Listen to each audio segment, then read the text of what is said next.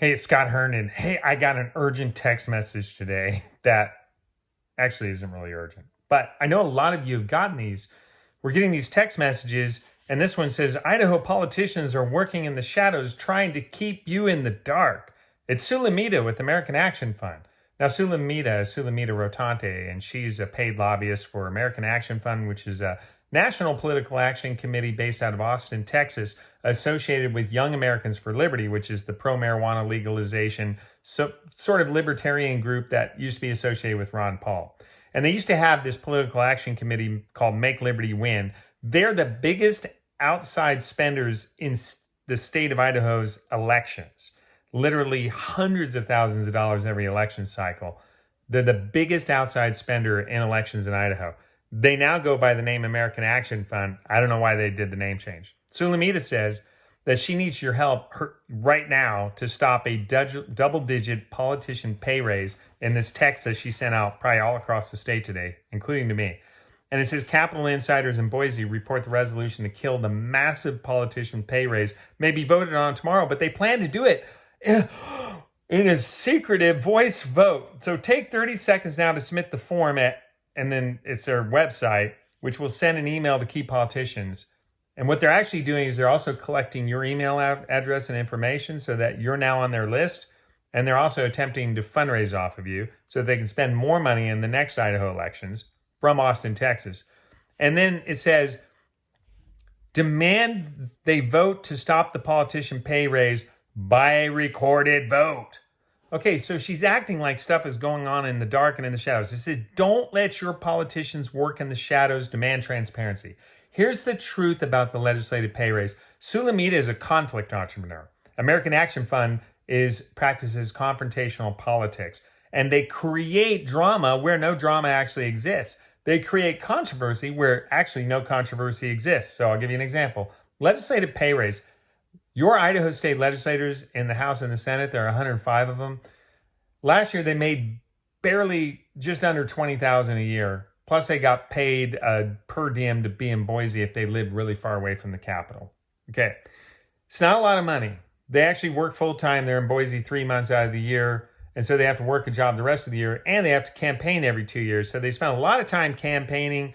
They also spend time communicating with their voters in their district, and they spend 3 months full-time at the Capitol for about 20 grand, plus some of their expenses paid while they're down there. But remember, they're also having to maintain their house here and their families like 400 miles away in some cases. So 20 grand is not a lot of money. Okay, but here's how the pay raises happen. In the Idaho Constitution, going to the root of our law, there is a citizens committee. It's right in the Idaho Constitution that the governor picks 3 members to the citizens committee, and the Idaho Supreme Court picks 3 members. And these 6 people meet every 2 years to determine what the legislator pay should be. And they did that in November at an open public meeting at the Boise State Capitol, where you could have gone and you could have told them, don't give the legislators any pay raise.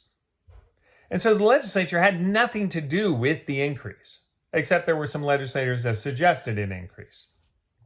Now, according to the Constitution, so that pay raise is in effect now. They're making $25,000 now. And according to the Constitution, by a concurrent resolution from either the House or the Senate of the Idaho State Legislature, they can vote on and reject that pay raise from the Citizens Committee, or they can reduce it. And so Senator Christy Zito has introduced a concurrent resolution. And then here's the thing about concurrent resolutions. All concurrent resolutions, by rule, by Mason's Rule of Legislative Procedure, and by the specific joint rules, Senate rules, and House rules of the Idaho Legislature, all of them, regardless of whether they involve a pay raise or not, are always just a voice vote. All in favor of the resolution say aye, all opposed say nay. And there's also a procedure whereby if a handful of legislators want a recorded vote, they can do that. It's not a big deal. We did it last year. We did it the year before. It's not a big deal. Nobody's operating in secret. Nobody's trying to hide anything. But I will say this. I'm one of the most conservative people in the state of Idaho. I was arguably one of the most conservative legislators in the Senate. Nobody likes this type of thing. It's just drama for the sake of drama. I want you to press on your government. I do it all the time. I want you to be involved in government, but not out of fake drama. Do it out of real drama, like real stuff that is actually going on. If someone's trying to really hide something, you should say something. If you really feel strongly about a situation, you should say something. We don't need fake drama from an Austin, Texas-based multi-million-dollar, I think their 990 showed their $15 million corporation that pays really good salaries to a whole bunch of employees in Austin, Texas, to influence Idaho and get you all stirred up over something that's not actually happening. Nobody's trying to hide anything. And so I just think on the right or the left and in the middle, nobody likes this kind of politics. Believe it or not, at the Idaho legislature, Democrats and Republicans agree a lot. We don't need the extra drama. So don't let Sulamita stir you up into drama to benefit her organization. She is a paid lobbyist. That's all she is. And I'm Scott Herndon. I'm out.